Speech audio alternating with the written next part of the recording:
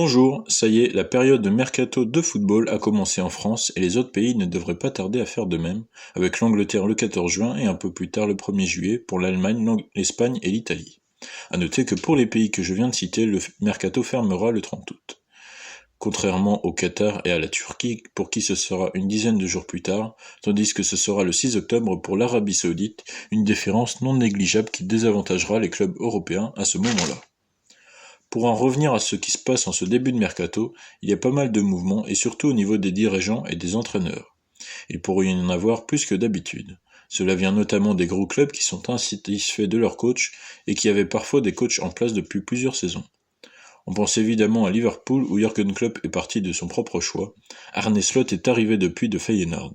En Allemagne, si Xabi Alonso ne bouge pas de Leverkusen, c'est au Bayern que ça change. L'ancien défenseur belge de Manchester City, Vincent Kompany, quitte Burnley pour remplacer Thomas Tuchel, l'Allemand qui de son côté est en négociation avec Manchester United après le départ d'Erik ten Hag. Autre coach allemand, Hansi Flick arrive à Barcelone pour succéder à Xavi, dans un Barça plein de problèmes notamment financiers.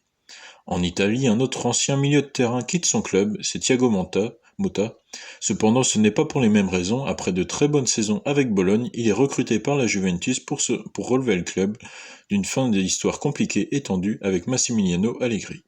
Et ce n'est pas le seul grand club italien à changer d'entraîneur. Récemment, Antonio Conte a repris du service à Naples pour revenir dans le haut du classement après une année très décevante du Napoli où il y a eu plusieurs coachs dont Rudi Garcia. Toujours en Italie, Igor Tudor, ancien coach de Marseille, a quitté la Lazio et Pioli l'AC Milan. Les Milanais cherchent à convaincre Paulo Fonseca, auteur d'une belle saison avec Lille, et qui ne restera pas dans le club nordiste. Et justement en France, ça bouge aussi beaucoup.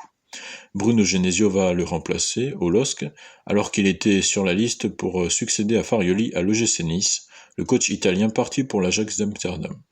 Et donc à Nice, la semaine dernière, c'est Franck Hez qui a été officialisé, l'historique coach lensois qui quitte le Nord pour la Côte d'Azur, une nouvelle expérience intéressante pour Hez qui sera attendu au tournant dans un projet Ineos, pas forcément totalement réussi pour l'instant. Et pour revenir dans le Nord, en début de semaine, Will Steele, ancien coach de Reims, a été annoncé par le RC Lens pour la saison prochaine.